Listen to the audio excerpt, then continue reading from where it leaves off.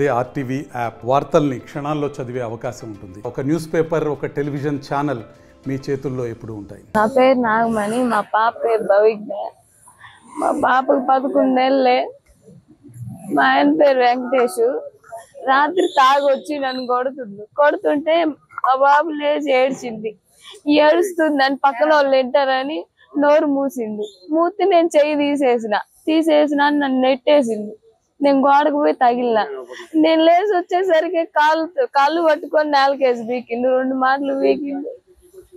ఇంకంతే, ఇంకా పలకలేదు, ఎత్తుకున్నా అలవడిపోయింది. ఇంకంతే. కారణం ఏం లేదండి, తాగొచ్చిండు అంతే. తాగొచ్చి అది ఇది అంటుంటే వాళ్ళకు ఫోన్ చేస్తే వచ్చింది. ఆమె గారిచింది, ఇటు తాగొద్ది ఎట్టా అది ఇదని. అర్థం నేనేమన్నా అక్క పడుకుంటా అన్నాడు. ఆమె ఇంటికి పోయింది. ఆమె పోగానే ఇంక గొడవ వేసుకొని కొరికితే నేను ఏడుతుంటే బుజ్జిలేసి ఏడుతుంది. పక్కన వాళ్ళు ఇంట్లో నోరు మూతే నేను తీసేసిన చేతులు అంతే. ఇంకా పాప ఏడుతుందని ఆ పిల్లని కొట్టి చంపిండు. ఏం లేదని తాగినప్పుడల్లా ఇంతే సైకిల్ ప్రవర్తిస్తాడు. ఏం చేస్తాడు ఆయనకే తెలియదు. ఏది ఉంటే అది మగలు కొడతాడు, ఏది ఉంటే అది తీసుకొని కొడతాడు. తాగపోతే బానే ఉంటాడు, బానే మాట్లాడతాడు. ఏమో సార్ తెలియదు, ఇంకా మరి ఎందుకు కొట్టిందో. ఏడుస్తుంటే ఆ ఏడు పక్కన వాళ్ళు ఇంటే వస్తే గోల్ చేస్తారని నోరు మూసిండు. నేను చచ్చిపోద్ది పసిపిల్ల నోరు మూస్తే చెయ్యి లాగినా అని నన్ను నెట్టేసి నా పాపని తీసుకొని బాధేసి నేలకేసి.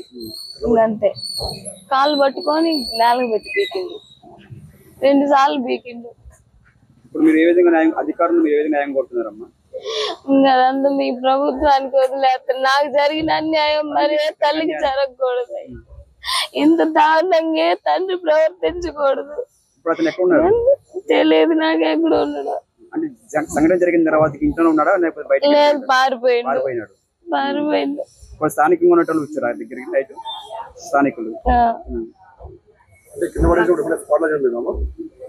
ఎండలేసి మాటలో 2 పీగులుగా చచ్చిపోయింది. ఇంక పలకలేదు, ఊలకలేదు.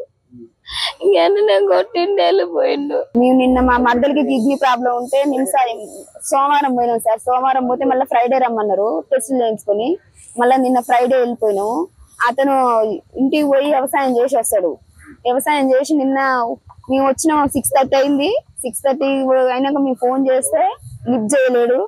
లిఫ్ట్ చేయకుంటే మా తమ్ముడు లిఫ్ట్ చేయకపోతే మా నాన్నకు ఫోన్ చేసిన 8 తర్వాత చేస్తే వెళ్ళిండు అని చెప్పిండు. 9 వరకు వచ్చిండు. మేము అన్నం తిన్నాం. ఏంద్రా లేట్ అయిందని అడిగితే బండి చైన్ పడ్డదక్క, బండి చైన్ వేసుకొని వస్తే కానీ లేట్ అయిందని అన్నాడు. ఏది కళ్ళు ఎర్రగుండే తాగినావురని నేను అన్ని దగ్గరికి పోయి చూస్తే కొంచెం స్మెల్ వచ్చింది.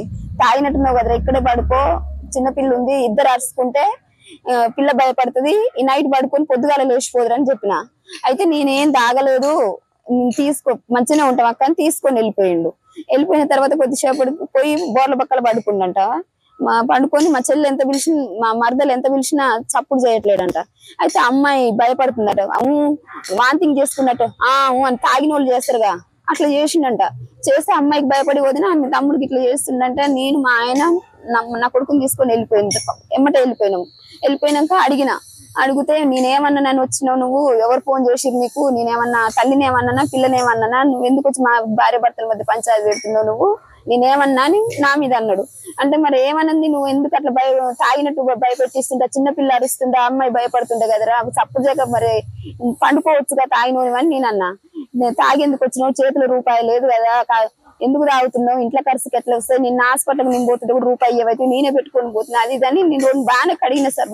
అన్ని కడిగినాక సరే ఏమనలేనక్క, నేను ఏమన్నను ఇక అన్నాడు. అంటే అమ్మాయిని నేను వద్దు, నీ దగ్గర ఉంచాను, తాగినావు, ఆ పిల్ల భయపడుతుందని నేను పాపని భుజం మీద వేసుకొని అమ్మాయి బయటకు వచ్చి తీసుకెళ్తున్నావు కదా, నా మీద నమ్మకం లేదా, నేనేమన్నానక్క నీ మీద ఒట్టు అన్నాడు. అది అసలు నీ బాధ ఏందని పోయి మళ్ళీ కూర్చొని అడిగిన. మంచిగా అప్పటిదాకా పిలిస్తే తప్పు చేయనోడు అప్పుడు లేచి కూర్చొని అసలు నీ బాధ ఏంద్రా, ఎందుకు మరి అమ్మాయి పిలిస్తే పలకట్లే వాట అన్న. అంటే నేను పొద్దున్నాక చెలకాడ ఇంటికి పోయి పని చేసి వచ్చిన వ్యవసాయం తీగలు కలిపి పైకి కిందికి స్తంభాలకి 10 సార్లు ఊళ్ళకి బాయికాడికి దిగినా నా ఒళ్ళు అలిసిందక్క తిండి లేదు నాకు కడుపులో బిసుకుతుందండి. అదే విషయం అమ్మాయికి చెప్తే వండి పెడుతుంది కదరా, మేము హాస్పిటల్ పోయి వచ్చినాం, మేము 6:30 అయింది, మేము కూడా ఏం తినలేదు, అమ్మాయి కూడా ఏం తినలేదు అని చెప్పిన. అది చెప్పిన తర్వాత సరే అన్నం మాట వండురా అని మా మరదలకు చెప్తే ఒక గ్లాస్ పోసి నా ముందట కడిగింది. చెప్పి నేను ఇక నిమ్మలంగా ఉంటా అంటేనే నేను వెళ్ళిపోతా, లేకపోతే మా ఇంటికి తీసుకుపోతా అని చెప్పిన. అందరినీ తీసుకుపోతా అంటే నిమ్మలంగానే ఉంటా అక్క అన్నది. ఏదన్నా ఉంటే ఇబ్బంది ఉంటే ఫోన్ చేయి మా మరదలు కూడా అన్న. అంటే సరేలే వదిన ఎల్లు, నువ్వు ఏదన్నా ఇబ్బంది ఉంటే ఫోన్ చేస్తా అన్నది. సరే అని నేను వెళ్ళిపోయిన తర్వాత మళ్ళీ 11కి అట్లా ఫోన్ చేసిన సార్. 10:57కి ఏమో ఫోన్ చేసి మా మరదలకి ఇద్దరికి ఉంది సెల్లు. మా మరదలు లిఫ్ట్ చేయలేదు. మళ్ళీ మా తమ్ముడికి చేసిన, లిఫ్ట్ చేయలేడు. మళ్ళీ మా మరదలు చూసుకొని నాకు మళ్ళీ ఫోన్ చేసింది.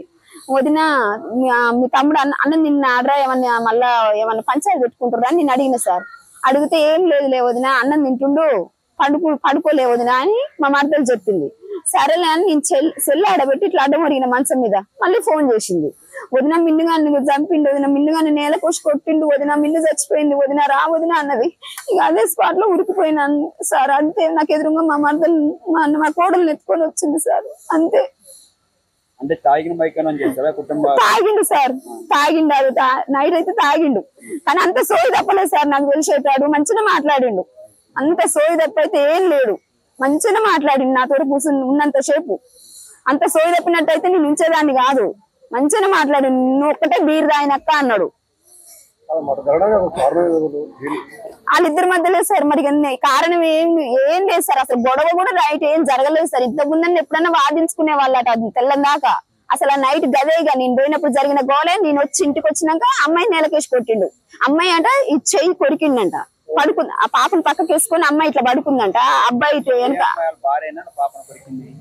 భార్య అని అయితే పిల్లని పక్కన వేసుకొని ఆయన ఇద్దరు భార్య భర్తలు ఇటు ఆ పిల్ల అబ్బాయిదంట. అయితే పండుకున్నాకనే ఏమో చెయ్యి కొరికిందంట. చెయ్యి కొరకంగానే అమ్మ అని అరిచిందంట. అమ్మ అని అరవంగానే ఆ పిల్ల లేచిందంట. ఆ పిల్ల లేస్తే మూతి అరుస్తుందని మూతి మూసిందంట పాపది. అయ్యో చచ్చిపోద్ది అయ్యా, నా పిల్ల చచ్చిపోద్ది అని నా మరదలు ఏడ్చిందని చెప్తుంది. అది నాకు తెలియదు, మా మరదల్ని అడగాలి. అట్లా చెప్పింది సార్. అరిస్తే అది మళ్ళీ అమ్మాయి అరుస్తుందని ఆ పిల్ల కాళ్ళు బట్టి అమ్మాయి నన్ను మెడబెట్టి అటు నెట్టేసి ఆ పిల్లని 2 కాళ్ళు పెట్టి 2 సార్లు కొట్టిండట సార్ కింద ఫ్లోర్ కి. అంతే సార్. తెలుగులో న్యూస్ కి ఫాస్టెస్ట్ యాప్ ఇప్పుడు టోటల్లీ న్యూ అవతార్లో జస్ట్ 5 సెకండ్స్ లో కంప్లీట్ న్యూస్. సోషల్ మీడియాలో ట్రెండ్స్ కి one stop solution. Live TV app voice search option తో ఇప్పుడే డౌన్లోడ్ చేయండి లేదా అప్డేట్ అయిపోండి. యాప్ లింక్ డిస్క్రిప్షన్ లో ఉంది.